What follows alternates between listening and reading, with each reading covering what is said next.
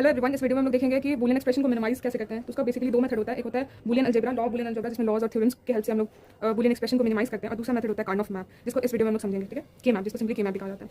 तो Karnaugh map क्या होता है? ग्राफिकल रिप्रेजेंटेशन होता है, जिससे कि हम लोग क्या करते हैं, बूलियन एक्सप्रेशन को सिंप्लीफाई करते हैं। ठीक है, आगे समझ में आएगा। एक तरह का ग्राफिकल रिप्रेजेंटेशन होता है, उसमें बहुत सारे सेल्स होते हैं जहाँ पे हम डेटा को फिल करते हैं, ग्रुपिंग करते हैं। आगे समझ आएगा। अब देखो, जो बूलियन एक्सप्रेशन है जितना वेरिएबल कंटेन करता है, क्योंकि हो सकता है उस एक्सप्रेशन में दो वेरिएबल हो सकता है 3 वेरिएबल, 4 वेरिएबल, 5 ऐसे करते करते, तो डिपेंड करता है कि कितना वेरिएबल है, उसके हिसाब से हम कैलकुलेट करते हैं कि के मैप में कितना सेल्स होना चाहिए। उसका फॉर्मूला क्या होता है? 2 raise to power n, n क्या number of variable present in Boolean expression. ठीक है, मान लो n2 है तो पूरा सेल जो है ना के मैप में कितना बनेगा 4।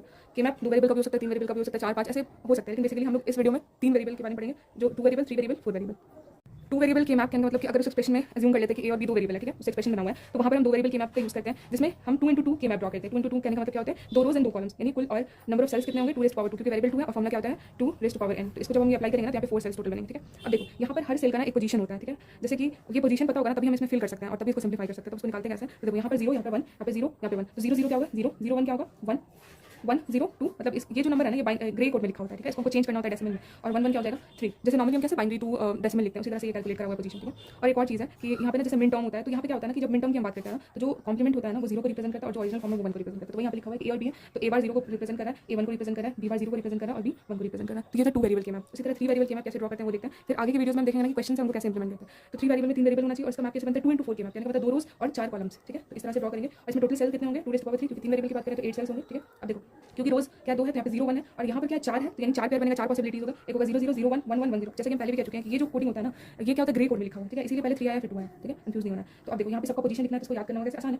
देखो 0 1 2 बाद में फिर 3 4 5 6 बाद में फिर 7। अब ये कैसे निकला? तो ऐसे निकला 0 0 0 0 0 0 1 1 0 1 1 3 0 1 0 2। ठीक है, उसी तरह ये भी निकला 1 0 0 4 1 0 1 5 1 1 1 7 1 1 0 6। आसान, 0 1 लिखना फिर 2 लास्ट में लिखना, उससे पहले उसके बाद 3 लिखना। ठीक है, इस तरह से। तो ये था 3 वेरिएबल के मैप। तो ये भी अगर इसको वेरिएबल के टर्म में लिखेंगे तो ऐसे लिखेंगे 0 0 तो कॉम्प्लीमेंटेड फॉर्म को रिप्रेजेंट करता है, तो 0 क्या होगा? b बार और ये होगा c बार। ठीक है, यहाँ पे b बार c, यहाँ पे b c b c बार, इसी तरह से a बार a ऐसे करके लिखा होगा, वेरिएबल के फॉर्म में हम लिखते हैं।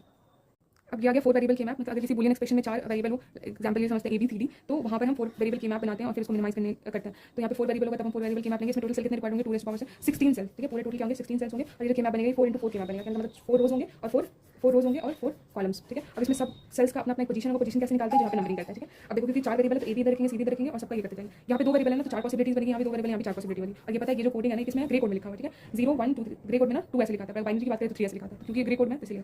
तो 0 0 0 1 1 1 1 0, इसी तरह 0 0 0 1 1 1 1 0। ठीक है, यानी पहले 3 आ जाएगा फिर 2 अगर डेसिमल बाइनरी के टर्म में बात करें तो। ठीक है, अब क्या करना है? सिंपली हर सेल का पोजीशन होगा सेम, जैसे होगा 0 1 2 फिर 3 4 5 6 7। ठीक है, उसके फिर इस रो को छोड़ देंगे 8 9 11 10 12 13 14 15। इजी है, अगर एक बार आप लोग प्रैक्टिस करोगे तो समझ आ जाएगा। और वेरिएबल के टर्म में लिखेंगे तो क्योंकि मिन टर्म की बात हम कर रहे हैं ना, तो यहाँ पे क्या होगा? जो कॉम्प्लीमेंटेड फॉर्म होता है वो 0 को रिप्रेजेंट करता है, जो अनकॉम्प्लीमेंटेड फॉर्म होता है वो 1 को रिप्रेजेंट करता है। तो इसीलिए यहाँ पे देख रहा हूँ C bar D bar C bar D C D C D bar, यहाँ पे क्या होगा? A bar B bar A bar B A B bar. ठीक है, इस तरह से बनता है। ठीक है, पोजीशन एकदम याद रखना है, क्योंकि जब